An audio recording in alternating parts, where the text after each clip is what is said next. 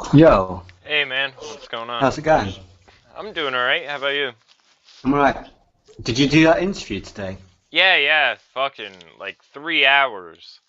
I mean, Really? it was a great interview, but I didn't sleep well last night, and then staring at the screen for that long, it's just like the wear on my eyes. I feel like I could fall over. But the interview itself was really great.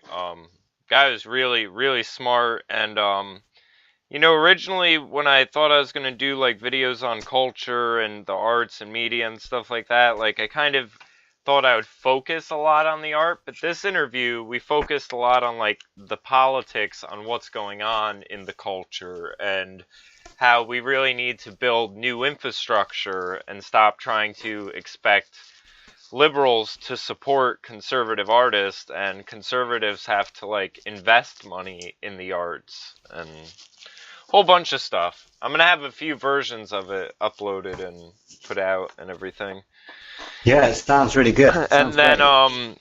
I spoke to Jack earlier today. Did you see the article about what's going on with him? No. He's basically Antifa, or one of these groups that have it out for him and Martina, I guess called up some agency, and now he's having problems trying to get into America, and then had the FBI call him Right. and like asking him if he's like a terrorist or all sorts of nonsense. So now, throws a big wrench in the whole him being engaged to a Martina and seeing her and visiting and all sorts of stuff. So one of these groups that funds We Searcher or something like that, they're helping to fundraise for, whatever lawyers and whatever he may need to help get this whole thing straightened out. So anyone, look into that if you can help out, if you can donate. I'll throw the link to that whole thing. As much as I love Jack, that ain't getting sorted out, is it? I don't know. That sounds pretty bad. I talked to him and I said it depends how this was done, and I think he's trying to get that all sorted out because I told him, I said, you have instances where there's these no-fly lists where congressmen and kids and all sorts of people end up on it, and they You don't know can't get off it though, can why, you? they don't know how to get Yeah, off of exactly. it, like. Oh god. That's like I've always wanted to go to the States, and that's the only reason I've not gone. Yeah, So I'm just terrified I'll pay all that money for a flight and then they'll just go, yeah, go back home. yeah, and I don't, it's really weird because, like, I was talking to him about it, and he's very modest, and even, he's saying, like, I don't know what it is, like, I thought people would get behind this, I thought it would be a bigger story, but no one's really hopping behind it, and I mentioned to him, I said, well, maybe that's a story in and of itself, the fact that, like, you're under It attack. could be because people have got my attitude. It's not against Jack. It's just we've seen this so often. It's just like, yeah, what can you do? I've got no suggestions. Like Yeah, none. yeah. Like just to find out why you're on it, it isn't going to happen. Well, yeah, I don't know if it's, again, What? How do you contest something where you don't know what the accusation is? I mean, it's here's the you're thing. fucked. I don't think he knows right now why he's having problems with his visa or coming in or whatever. But there's another thing, and again, I don't know how much of this I can divulge, and I think that's part of it is it's a personal problem of his. So he doesn't want to put it out there too much. Like, I guess this was going on in February. Everyone, I have the article up at Got News. You can check that out, and all the links was there. And it I guess it started off going on in February, and he's kind of just kept it under wraps. On February 8th, he got a phone call from the FBI, and here's the thing, he doesn't know if the phone call is connected to the him trying to fly into the States thing. I mean, it seems very coincidental for it to not be.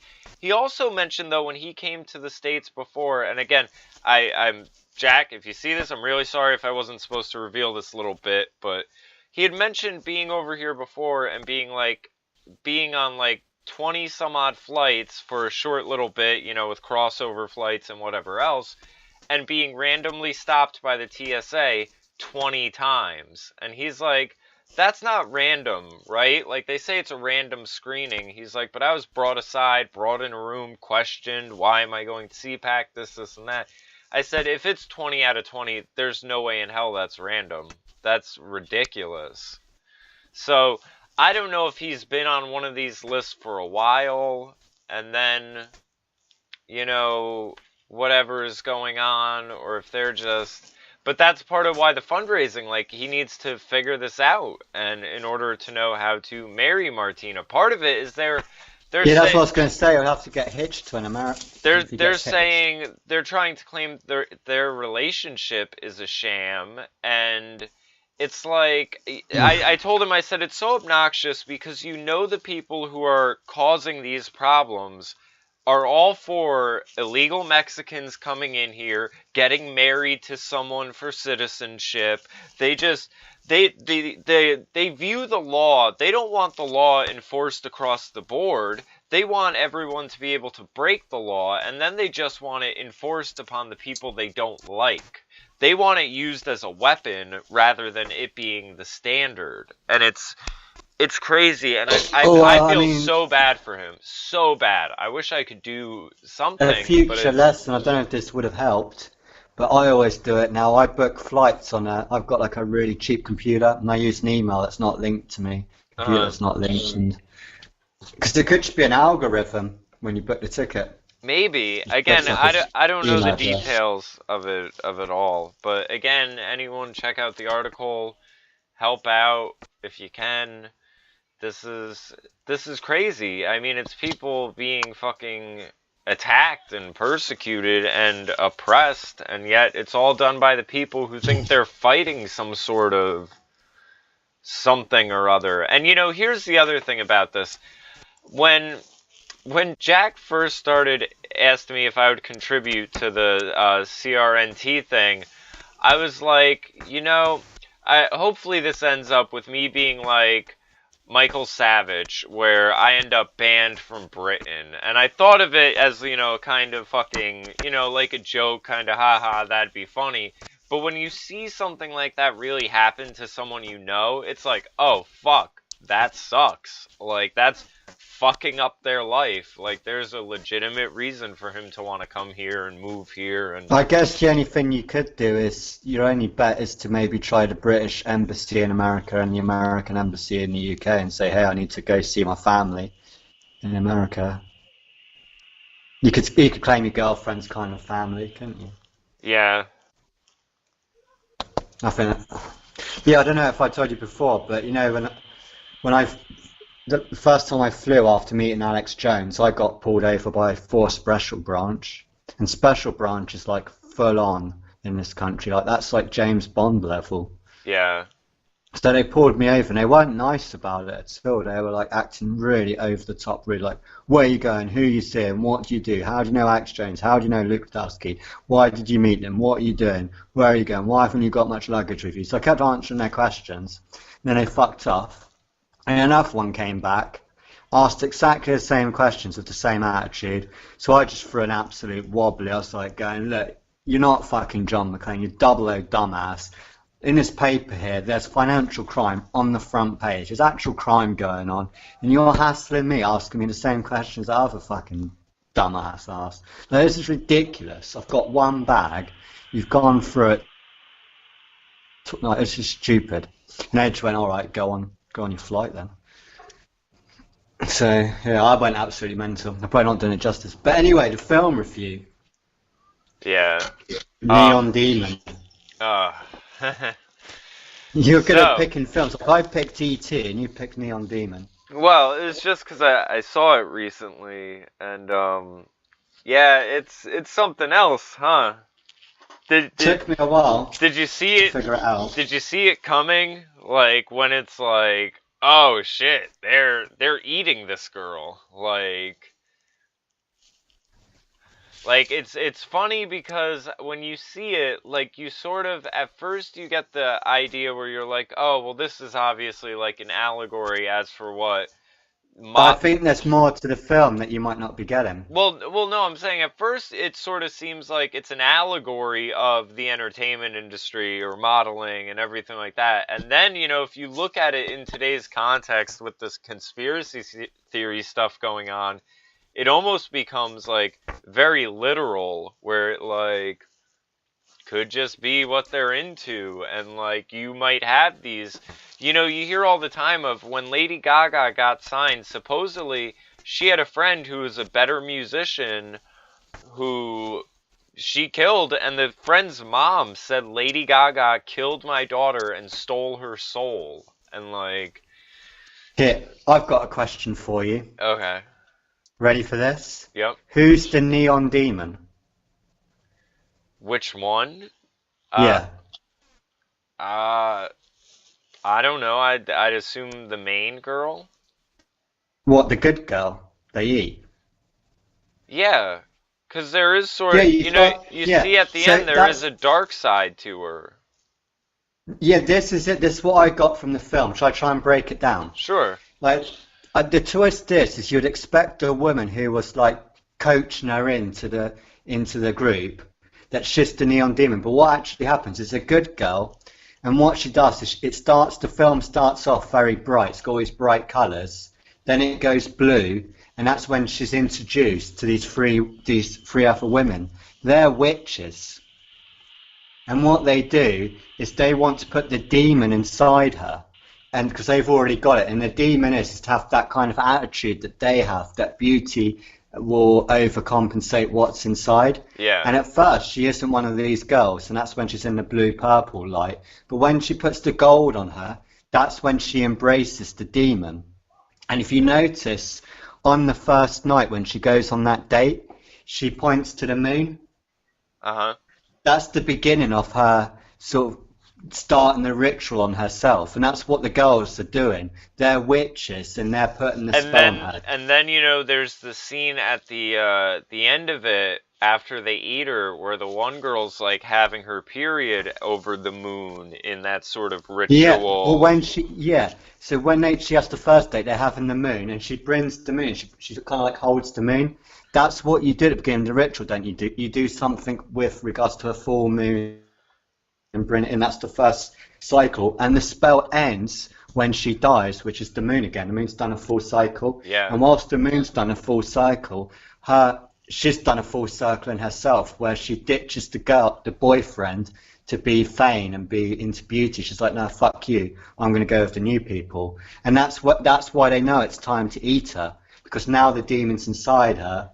So not only are they eating her for the youth, it's kind of creating a demon and then eating that demon. Yeah, and then you even see it in the other girl at the end of it, where the other two girls, there's even like a darker side of them that comes out afterwards, where like they were bitches before, but by the end of it, you know, the one girl's like practically robotic, and like they're just sort of mega cunts in their attitude, where it's like they're even more demonic after consuming her.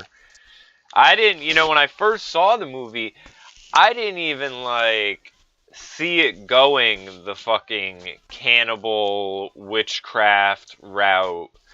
Like, I just thought it was some sort of weirdo, this chick's trying to make it in Hollywood, someone's gonna rape her. But then there's weird scenes where it's like the mountain lion shows up in her room, and like... Yeah, do you know who the lion is? No. The lion is the leader of the witches. She can change, she's that powerful. She can shapeshift into one of those animals. Mm-hmm. And the reason why I think that is because when she goes to her house, she's got those stuffed cats. Oh, yeah. And that's what I mean, they're witches. They've brought her in and put the demon inside her, but she has to accept the demon, and she has to do it during that moon cycle, which she does. And that's why they eat her. If she had just kept with her boyfriend, they wouldn't have eaten her. Yeah. And you notice that she embraces it. And she's wearing gold in that scene too. And it's after she she's fully painted embraces gold. it when they make her leader of the show, and she wears that black dress. and then it goes red. Yeah. You know, she starts kissing herself. Yep. So that's kind of what the occultist is, worshipping your own ego. She starts worshipping her own ego at that point. And when she does that, they're like, bingo, we've got her now. So I think there was two sides to that film. I think the director's fucking creepy, that guy. Have you seen interviews with him? No. Oh my god, is he creepy? I'll have to look him up. Yeah, you don't want to watch him.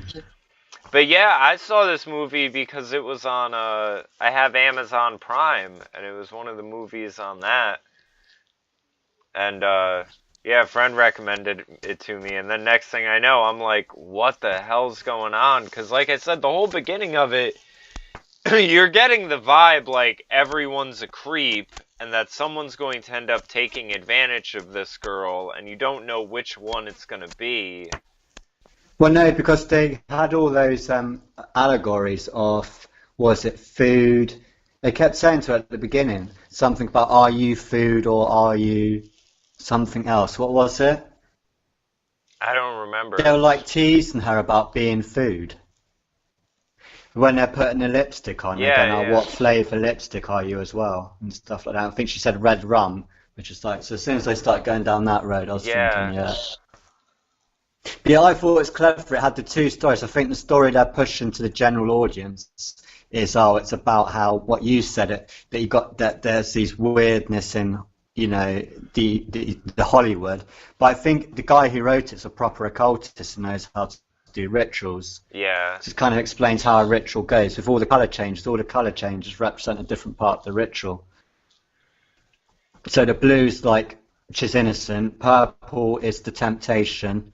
The gold is her starting to embrace it, and then the red is when she's actually starting to worship the ego, and that's when she's ready to be butchered and eaten. And the girl who throws up the eyeball, I think the reason she like threw it up is because that's her first time. Yeah, that part I didn't really see at the end either, where the one girl kind of goes crazy and like stabs herself. Yeah, and then they're going to eat that other one at the end, aren't they? Yeah, probably. I don't know. It was bugged out, but I definitely recommend people check it out, especially with all the fucking cannibalism and all that. What do you think? Do you think the guy who wrote that's definitely into Aleister Crowley? Like, it's based on an Aleister Crowley ritual as well, hasn't it? Sort of, so people that do know about it will see it, and people that don't know about it will just go completely over their head, and they'll go with the other story. Yeah. So I think it's really clever. Yeah, I definitely think it is like that, where it's There are three witches doing this ritual. Yeah. But she has to like embrace it. It's really good, yeah. It's a good film. The other thing that really stood out was it had a really good like soundtrack as well. Yeah. The soundtrack was really great for that film. Yep, I got the. And I guess that's why it's a neon demon, because when you get the neon lights, that's enticing, isn't it? It's to entice people. And that's what she had to do to herself to embrace the demons, to entice it into herself. Yep. And I mean, you know, even I was going to say, you know, the whole thing about the neon, you know, the glowing lights, you know, Satan supposedly being a light, you know, it's all sort of hidden. That's why I paid attention to the colours, because I knew neon, it's going to be like the code's going to be colour. Yeah. And I noticed in the film it went sort of normal, then it went blue, then it went purple, then it went gold, then it went red. And when it went red, that's when the ship got crazy. Yeah. And then at the end, at the end, you know the spell worked. So the spell is that if they do this, then eat her, they'll be young forever. And it worked, because they ended up getting the job with that photographer. It's all about that photographer, isn't it? Going, oh, he picked you. Oh, he picked you. So the goal was that photographer would end up picking those two witches. And at the end, the witches end up going to that house. And that's where she throws up the eyeball. So the spell worked. Yeah. Until she stabbed herself. Oh, I didn't know this guy also did the movie Drive. I'm pretty sure I've seen that. Yeah, I've not seen that one. Dude, Bronson, friend of mine, likes that movie. Yeah, I've rated Neon quite high. I think it's quite an intelligent film. I think if I watched it again, I'd see even more stuff. And obviously, you had all the pyramids, didn't you? Which was like a different version of the All-Seeing Eye. It is the All-Seeing Eye. It's just a different version of it. We had that pyramid with the triangle inside. I think maybe each of those triangles represents one of the witches. Yeah. Yeah, it doesn't give too much personal information on the guy, but I mean, it says that he's doing like a thing on some Andrew Jaworowski writings and future projects, so he obviously knows about the occult. Yeah. Oh, wait. It says, in 2009, Refn expressed high interest in developing a film biopic of notoriously polemic and controversial English occultist Aleister Crowley, with Bronson star Tom Hardy as Crowley. Right. Refn admitted to not knowing anything about the life of the magician and incorrectly referring to Crowley as a Satan-worshipping cult personality. Right, I'm going to go out on a limb here. And say the second part of that's a lie? No, watch interviews with him. He's a kiddie fucker.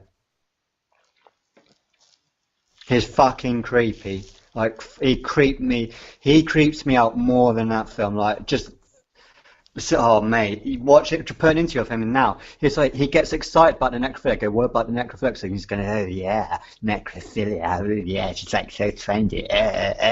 He's just, you know when Alex Jones does his trendy rant? Yeah. It's basically him. So he just looks like, don't listen to me, put an interview of him on, like look for an interview of him, like put Neon Demon interview in, and it's fucking disgusting.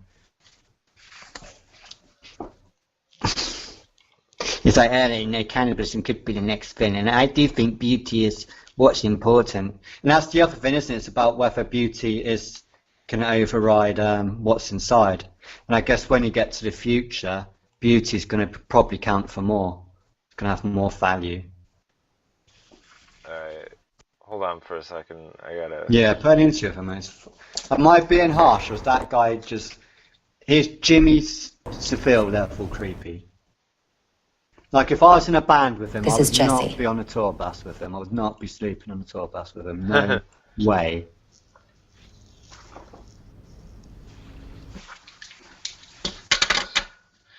Showing a clip of the movie right now. Alright. And you're How did Keanu Reeves end up in it? And they're kind of like... I don't know. He seemed like an odd cast. Yeah, he's not always a good actor.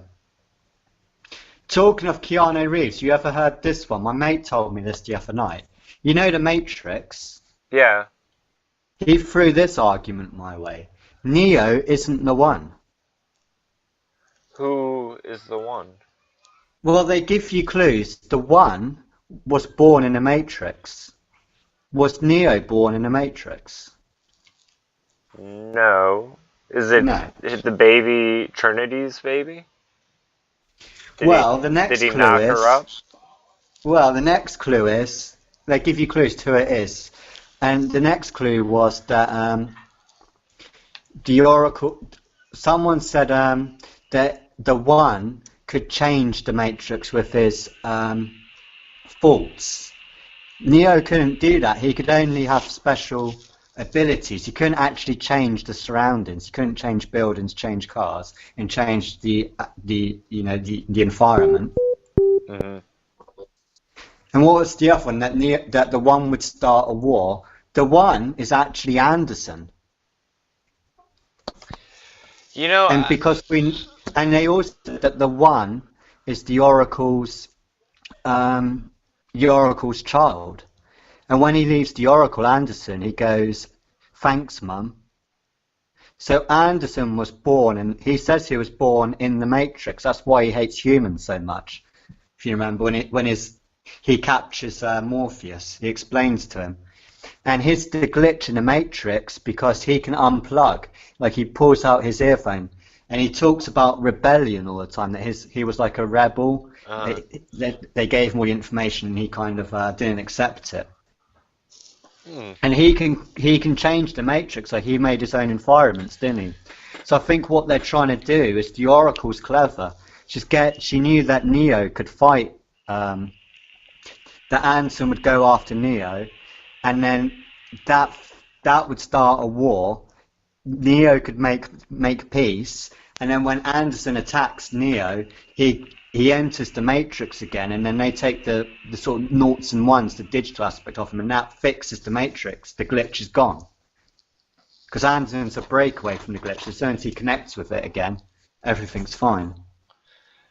So Neo's kind of like set up to bring Anderson in. I'm not explaining it well.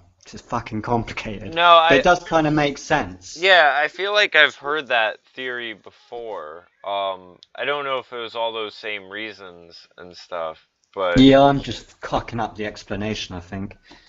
But I think I have heard it on account that, he can kind of do everything that Neo could do within the Matrix and all of that. But yeah, I mean, that's the thing with some of these good movies. I mentioned it in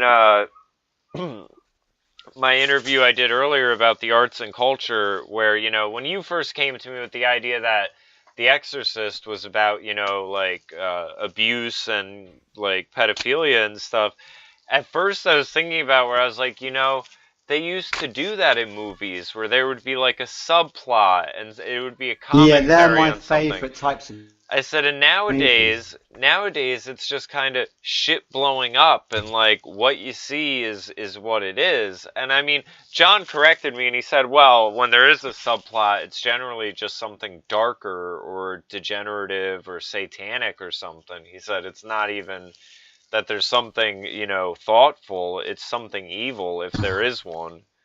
Yeah, it's like, I'll run through it quickly. I know to say if you happen to watch it, but with E.T., when people watch E.T., the little kid, he starts off in a kitchen, and all the light shades look like UFOs, and he's staring at them, and they're playing with UFO toys. And the kid's upset because his dad's not about. It's like, oh, I miss Dad. Then all his bins get knocked over. The kid goes outside to see what it is, and it's a stray dog. But because kids like to play and have imagination, they treat it as if it's like an alien. They pretend it's an alien, and that's why they hide it from the parents. Whenever the parents think something's up, they always describe it as a dog. They're like, oh, have you got a dog in there? Or what's in there? Is that a dog? And when they take it to school, I think there's a scene where they take it to school, E.T. barks at another dog. I know I downloaded that, so I'll have to, it's on my hard drive. I'll have to watch it. And each time something weird happens with the kid, like alien or supernatural, he ends up in his bed. Or there'll be loads of mist and loads of smoke. It's like dreaming it, he's role-playing it. It's not real. And when the government come in, the government chase the alien and the kids. Yeah. They're really dog catchers. But in the kid's mind, they're full-on government FBI agents. Yeah. And then when the dad finally comes home, they give up the role play and they give the dog. The owners come back and ask for the dog. And it's about how children, when they miss their dad, how they can get into, and also how kids have imagination, great imagination, and play these games. Yeah. It's to sort of try and take you back to your childhood. So I think E.T. is a dog, and the kids just role-play that it's an alien. It's you're seeing it from them playing. Yeah, from their perspective. And the times you see it in an adult's point of view, it comes across as a dog, which isn't that often in the film. But if you notice, when they go to school, they walk up to school, this dog barks at E.T. and E.T. barks back, and I was thinking, oh shit, yeah, why would E.T. bark? Yeah. That's crazy. Yeah, I'll have to rewatch I could be it. wrong. I mean, it probably is. The Spielberg. There's got to be a reason why he's so acclaimed. Yeah. Well, that's the whole point of a cult, isn't it? It's hidden but in plain sight. So I'll give you lots of clues. Yeah. All right, let me throw on one of these interviews real quick. Hi. Yeah. You stated that when you met Elle, you had a kind of, real connection with her. How much of the character of Jessie and the film itself is based on that connection in her as a person? Well, it's everything. I mean, I think that the combination between the two of us was like picture perfect. And it was very much living myself through her. You've had a great career with mostly quite masculine films. What inspired the change in direction to a female-driven narrative? And can we expect to see more of this? Just the director. I'm sure you're going to see a lot more of women. It was just time to do something different. There's something interesting about moving from the height of masculinity into pure feminist. And what specific? Yeah, if I was the FBI, I'd be putting him on a list. He's weird. It's strange. Yeah, if you worked for the FBI, is he going on a list? It's strange that he says, they asked when you met. Yeah, naked ladies and blood. He does have that, the trendy. Yeah, when Alex goes on his rants, the trendy voice, he definitely has it. It's so effeminate, and it's funny because they're asking him about, all your other movies were very masculine. This one focuses on females. Are we going to see more of that? And he's just like, yeah, I think. Wait till he talks about necrophiliacs and cannibalism. He loves it. He gets a boner. Yeah, and he even said it was creepy in the beginning when he was like, her character, it was really me living out through her, and it's like, what? You want to be a model that gets consumed? Like, what are you talking about? It's weird. Yeah. Makes it more weird. Yeah, I watched a few interviews of him and I felt it wasn't the film that made me ill, it's that dude. Yeah, I'll have to check out more. It was listening to his interviews where it clicked that he was showing a ritual. It's like, oh yeah. Starts with a moon, finishes with a moon. Oh, then all the colours. Oh, she's manifested a demon into her. And then they eat it when it's like ripe. Yeah. And there's necrophiliac in it as well. I didn't quite understand why he threw that in there. Yeah, why did he throw the necrophiliac? Oh, yeah, the girl in the... Yeah, I don't know. That's just in there just to be in there, I guess. Or it might be, to give, like, motive that this chick, this is just who she is. Because, I thought it was odd where she was, like, working as, like, a high fashion makeup artist and then also working at a morgue. Like, but I guess... Oh, yeah. Makeup's makeup, but then, when you see her doing that, it's like, okay, maybe she's there for other reasons, like...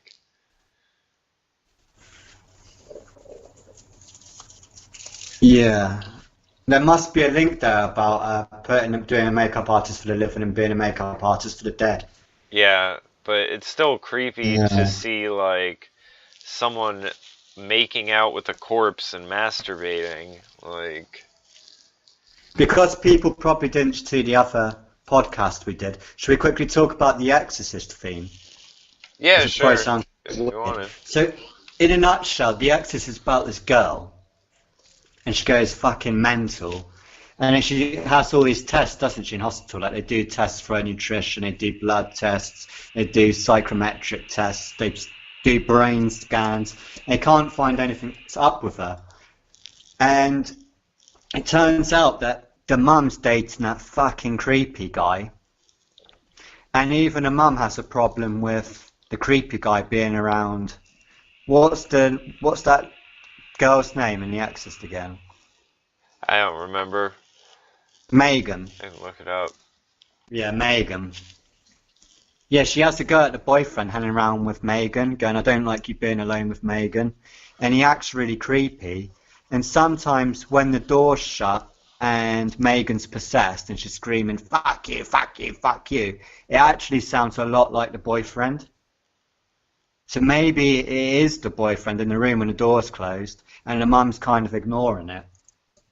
And the other reason I think that is because all the attacks that Megan does, like she grabs someone by the balls, then she grabs that guy by the balls and kills them. She masturbates with a crucifix. She makes her mum sort of drink her menstrual blood. And you think this is all sexual and violent. Yeah. The two there. And that's the only thing the doctors didn't check for. They didn't go, they didn't check her genitals or ask if she'd been raped or if she'd been abused. And then when the boyfriend fucks off, it kind of ends.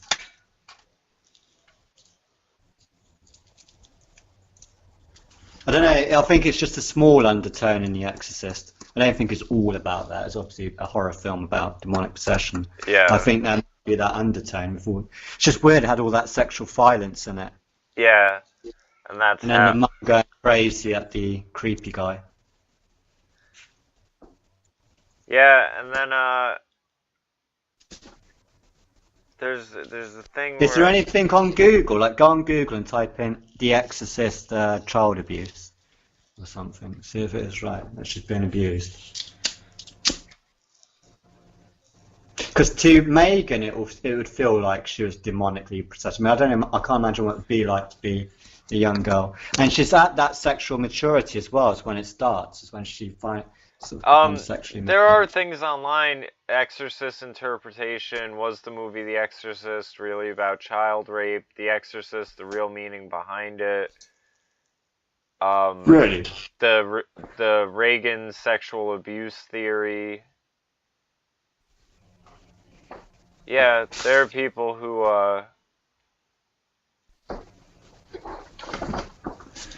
think it was why is child abuse tied to witchcraft on the rise? That's from The Guardian in 2012.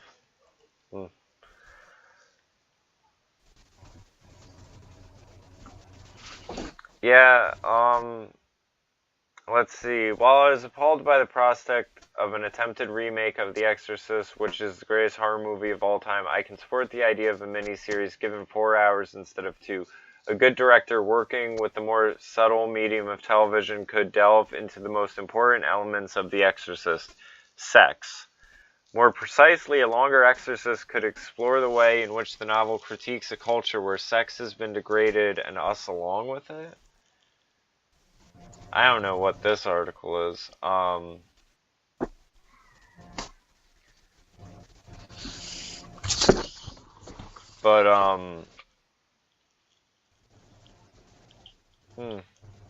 I don't know. I'll check that out some other time. I think it's like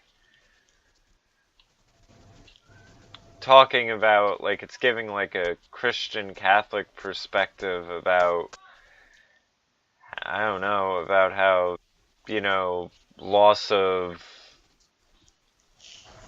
I guess, chastity and intimacy and who knows. But there are other people who think it's child abuse, though. Yeah. Well, the last film was one you picked again. I didn't like this film, if I'm honest. Dark City? Didn't enjoy it. Nah. Yeah, I have a hard time sitting through it. But I couldn't. I was just waiting for it to finish that one. Yeah, but there's on. lots of parts in it where people say they thought it influenced The Matrix because it came out a year before. No, I think the reason is because they used the same film set. Oh, really? Looks like it. That flat he lives at, and he jumps over the railings to get away. The girlfriend attacks the cop so he can run. Uh-huh. That looks like the same staircase in the Matrix with the black and white floor. Might have been. And then I looked it up, and it is. Yeah, it's the same set. So I think that could be. The thing is, it's worth watching because it's a good story. It's actually quite a good story. But I don't know if I got it. What did you make of it? So the humans have been captured, haven't they, by aliens on this makeshift planet? Kind of. In the written synopsis, it says the aliens are an endangered species of parasites who use corpse as their hosts and have a hive mind. and have been experimenting with humans to analyze them and hope that they could like help their race survive. So yeah, they are capturing them and doing all of that. One of the subtexts though where this comes up is there's a lot of people who think there are flat Earth references in it.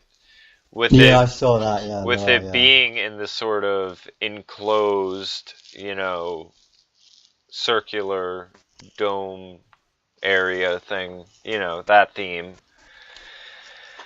And the big question is, what makes you as a person? Is it what happens to you, or is it what's inside? Yeah. That's why they're swapping all the memories like that and trying to upload them, aren't they? Is that what they're trying to do? Upload the memories to see if it will like produce a spirit in them. Yeah.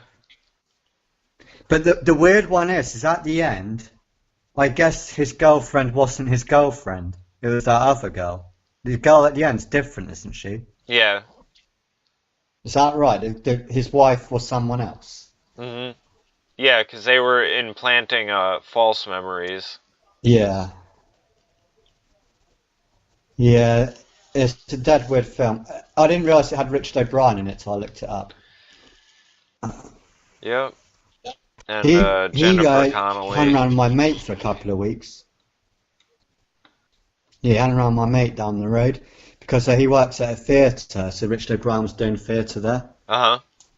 He used to pop around my mate's house and like play guitar and do like all the old Rocky Horror songs. Yeah, yeah. So, quite a cool guy. The other thing with that was it was kind of mixing a lot of genres of film together. Like it was mixing the kind of noir, old-fashioned detective with kind of sci-fi. Yeah. It's kind of mixing the two genres, which is pretty cool.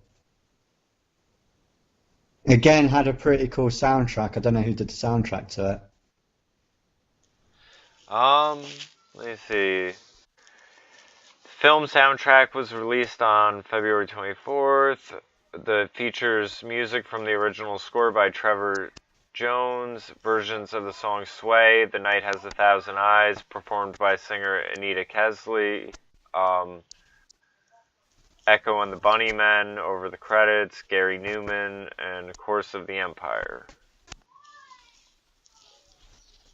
What did you make of the film? I don't know. I kind of like that noir style, so I like it stylistically. And again, even looking here, the movies it gets compared to are City of Lost Children, The Matrix, Metropolis, Akira, Memento, Inception. Because Christopher... I get the Metropolitan, yeah.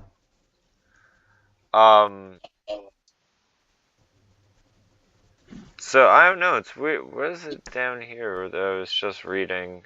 When Christopher Nolan started for the script for Inception, he was influenced by the era of movies. You had The Matrix, Dark City, and The 13th Floor, and to an extent, Memento 2. Memento was a Nolan film, though. The other thing, and I guess I was wrong because I was trying to look at. I thought it was based on a comic book, but I think I must be wrong about that. Yeah, I didn't enjoy it. I mean, it starts off the guy waking up in a bathtub. I'm trying to remember. Like I think I may have blocked a lot of that film out of my mind. But he starts off in a bathtub, doesn't he? Yeah. Something, and he gets sort of flashback to being a prostitute murderer. Yep. So do we find out who was actually killing all the prostitutes? I don't think so. But I haven't seen it in a while, and like I said, I know it's hard for me to sit through. Because it's one of those movies where it's like, what your hopes for it are more than it turns out to be. Where you're like, I know where they were trying to go with it, and if they made it there, it would have been a 10, but it's really like a 6. No, it wouldn't have done because it's just small shit that pissed me off with it. I'm going to sound like such a whinging cunt here, but if you fucking drive in a car and you just pass out asleep and you're slouched, if your head in your ball sack, in your crutch, and then you just wake up, wouldn't you just go, why is my head in my fucking crutch? Yeah. And like, why if I... And when people fall out their car, wouldn't they go, oh, why have I fallen out of a car? And the other thing with that is, like, the cop going, I don't remember where anything is. I don't remember when it was last daytime. It's like, what? Yeah. It took I that wouldn't. guy to, like, break the cycle of fault patterns. And then he realizes and goes, do you ever remember when it was daytime? He's going, oh, no, I don't. Do you remember how to get to this beach? I got no idea. It's because you got no memories. Oh, fuck, you're right. It's like, is the detective really that fucking retarded that he can't figure out something's really fucking weird? Yeah. I don't know if I'm just splitting hairs, but that really fucked me off. I mean, I think That's a huge fault in storyline, if you ask me. I think you're just supposed to kind of chalk it up to the Nah, that's false poor writing. memories and. Well, I think you're supposed to assume there's false memories being like implanted in all of them. Like no Yeah, one. and I don't get how that works, because surely you'd have different wives all the time. How does that? Am I getting that wrong? If you keep swapping the memory from person to person, wouldn't you have a different memory of someone else's wife? I don't know. Why would you have the same wife? I don't know if they're swapping memories person to person or if it's just inserted false memories. Like. No, because it's supposed to be that they're building a collective of memories, aren't they? That the memories are all like a collective. Yeah. I don't know, maybe I'm just a dick and can't figure it out. Well. What films are you going to pick next? Oh, I don't know. You got to redeem yourself after Darksea. I didn't enjoy that. Would you recommend it? Huh? I'd give it like 6 out of 10, I think. I mean, I wouldn't recommend it for someone for like it's a good film to analyze and like the different themes and everything, but I don't recommend it as far as like entertainment viewing. Like I said, I would say it's like a 6. Yeah, I do hand it to that detective who's a good actor. He's pretty good. Yeah, and like I said, stylistically, I like it. What would I recommend next? I don't know. I was going to do Starship Troopers. That's got a lot of undertone to it. You ever seen that one? I think so.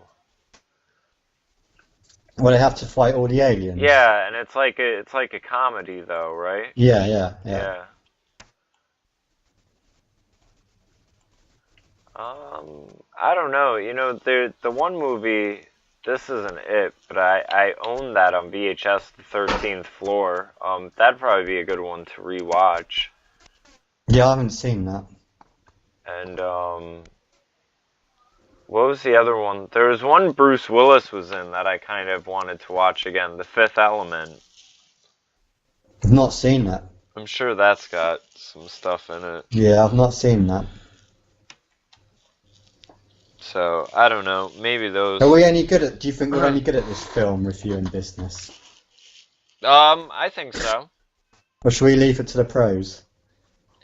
I mean, I think the pros aren't going to analyze things as far as like on the level that we were from the angle that we would go at them, like Yeah, the maybe. child abuse thing in The Exorcist, which obviously other people see, and this stuff about Neon Demon, because again, like you said, people would just kind of go with the surface level of it. They're not going to go into.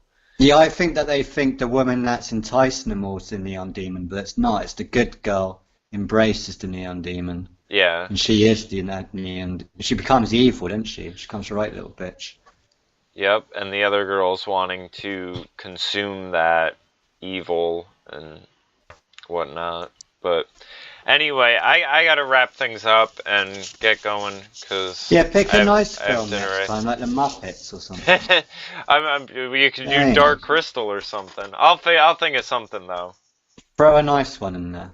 All right, All I'll right. figure one out. But all right, I'll talk to you later, man. All right, All right. bye.